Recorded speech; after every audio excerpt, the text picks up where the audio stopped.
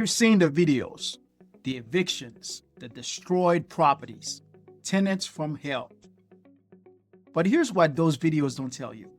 Every single one of these nightmares started with red flags that were ignored. My name is Vladimir Lobo. I've been investing in Cleveland for over 20 years. I've seen the nightmares. I've lived through some of them. And I can tell you, most of them are 100% preventable if you know what to look for. These are 10 red flags that will save your investment before they become one of those videos. Let me tell you a story that will make a point. A few years back, I used to call property owners whose properties didn't sell. One morning, I called this guy. He had a duplex in Lakewood. He had it listed multiple times by different realtors, but still no sale. He asked me to take a look at the property, so I went to look at it. The tenant downstairs had 2 dogs, 2 cats. The tenant upstairs, she had a dog, a cat, a snake, a bird, and a tarantula. When I went up to the attic, which was unfinished, she had laid out a séance, crystals, candles, veils of various colors. Feathers were everywhere. Needless to say, that property was a challenge to sell. Here's my point. You don't know who you're renting to. By the time you find out they're keeping exotic animals or they're practicing whatever she was doing in that attic, you're already months into a lease with thousands of dollars on the line. That is why screening matters. These 10 red flags will help you catch the problem before they move in, or at least early enough to fix them before it becomes an eviction nightmare. Let's get into it. Before jumping into the 10 red flags, I need to address the biggest newbie mistake, because this creates half of the problem on the list. Landlords underestimate how serious this is. This thing here is the start of the nightmare. Here it goes. Never advertise a property before it's ready. If you're running for rent ads, that property should be move-in ready. All repairs should be completed. It should be clean, smelling good, and ready to go. Say you're a braveheart and you ignore my advice. You run ads for a property that is not ready. Now that's when you run into this problem. A prospect shows up. They can see the place needs painting. It needs repairs, and it's not ready. And they say to you, "Oh, don't worry about painting this, I'll paint it. Don't worry about fixing that, I'll fix it." Listen, that is a massive red flag. The way the relationship starts is the way it ends. If they have such low standards and low expectation, they're probably not going to be a good fit for you and your rental. Right then and there, they're showing you they're desperate, and desperate prospects become problem tenants. Do not rent to them. Finish the place properly and find someone with higher standards. The next 4 red flags shows up during the application and screening process. This is where most landlords make the biggest mistakes because they ignore obvious warning signs. This prospect shows up in a rush. They don't have time for anything. They don't want to complete the application. Sometimes they will offer you first month's rent security deposit and a few months in advance just to get the keys immediately. Do not rent to that individual. Ask yourself, why are they in such a rush? Did they just get evicted from somewhere? Are they hiding something? Either way, they're desperate, and desperate prospects equals problem tenants. You should get them to complete an application. As the saying goes, their failure to plan does not constitute an emergency on your part. Do your full screening process. No shortcuts. If they can't wait, well, that's your answer. You request documentation, pay stubs, bank statements, whatever your process requires. But what they submit is incomplete, it's inaccurate, it's missing critical information, or it's fake. That means they're either disorganized or dishonest.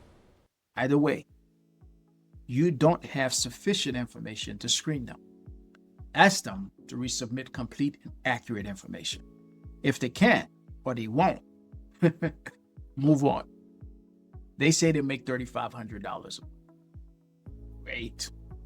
Tell them to prove it, and prove it with paperwork. If you're here, I get paid in cash. That means they don't have any records. If you're here, my boss doesn't do pay stubs. That means it's untraceable. if you have inconsistent deposit in the bank accounts, or the income doesn't match a tax return. You can require direct employer verification in writing. If they work under the table or they can't verify the income, move on. Here's the rule. Income should be at least 3 times the rent. If the rent is $1,200, they need to make $3,600 a month. Less than that, that's a red flag. Proceed with caution or just reject the application. Look, 2 animals, fine. Anything more than 2 is too much. If they are hoarding cats, dogs, or they have exotic animals like snake, tarantula, remember my story? Or dangerous breeds of dog, especially in multi-family setups, that's a problem. If they have too many animals or dangerous breeds, they need to buy their own house. Don't expose other tenants or your property to that mess. Plus, some insurance companies won't cover you if you are housing certain dog breeds. So check your policy. A tenant's pit bull might avoid your coverage. So set clear limits for animals in your lease. 2 animals maximum. No dangerous breeds, no exceptions. The next 3 red flags are about behavior. How they show up, how they treat you or anyone they bring with them, how they present themselves. This will tell you everything about how they'll be as a tenant. You schedule a showing for 4 p.m. They show up at 4:45. No call, no text, no heads up. Or they don't show up at all. Then they text you 3 days later asking to reschedule. This is someone who is inconsiderate.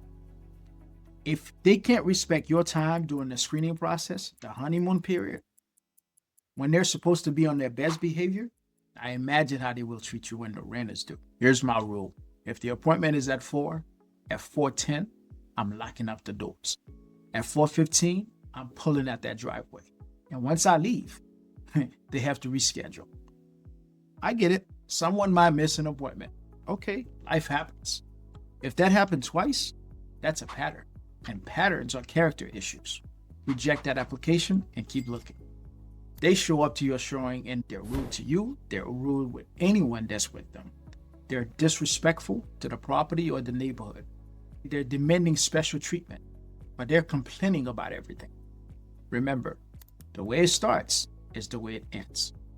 If they're difficult during the honeymoon phase, they'll be impossible when there's a conflict. If someone gives you bad vibes during the showing, that feeling is correct. Keep looking. This one is subtle, but critical. They show up at the showing, and it's like they're auditioning for the Victim Olympics. You know, they're complaining about the last landlord, how horrible he was, how he never fixed anything, how he is always harassing them. You talk to them some more before that, they had another horrible landlord, and he was even worse. Everything that could go wrong has gone wrong with them. And yet, somehow, they've stayed there for 2, 3, even 4 years. Listen, some landlords are terrible. I'm not making excuses for them. They're just terrible, period. But if you have multiple terrible landlords in a row, the common denominator is them. So keep moving. You run your background check, and they have evictions, multiple evictions. Everywhere they've lived, they've been evicted. That's a pattern. One eviction, maybe there's a story, a medical emergency. Maybe they lost a job. Maybe they got divorced. Life happens. I get it. But multiple evictions, that's not bad luck. That's who they are. Automatic rejection for serial evictions. Don't take the risk. This one requires judgment. Not all criminal records are equal. Years ago, we had a young man that applied for one of our rentals. He was about 25 years old. He showed up on time and he was polite. At the end of the tour, he mentioned he had an arrest for marijuana possession. That's all he had on his records. Good income, good rental history, no eviction, just one arrest. We rented to him. He stayed with us 4 or 5 years, saved enough money and bought his own place. Now, is that how it's going to play out every time? An individual with multiple criminal records, especially violent crimes, theft, or worse, that's a different situation. Evaluate case by case. You need to consider the type of crime, whether it's marijuana possession versus a violent crime. How long ago was it? Was it 10 years ago or was it last month? Is it one mistake or is this a repeat offender? Everything else on that application should be screened thoroughly and evaluated. One arrest for marijuana possession 10 years ago? Cool, guess what? Marijuana is legal now. Multiple arrests for theft, violence? That's a different story. They gotta go. These are my 10 red flags when screening tenants. But here's what I want you to understand. Every single tenant from hell videos you've watched started with ignored red flags. The evictions, the destroyed properties, the nightmares. They were all preventable. Your job as a landlord isn't just to collect rent, it's to protect your investment by choosing the right tenants from the start. As a landlord, a property manager, you get to set the tone of the relationship. Setting the tone starts with providing quality homes to attract quality tenants. Don't ignore this. You need to provide quality homes to attract quality tenants. Don't cut corners. Invest in your properties. Put strong processes in place and follow them. Screen all tenants the same way and keep good records. Again, screen them thoroughly. And when you see these red flags, act on them. Don't just hope things will get better.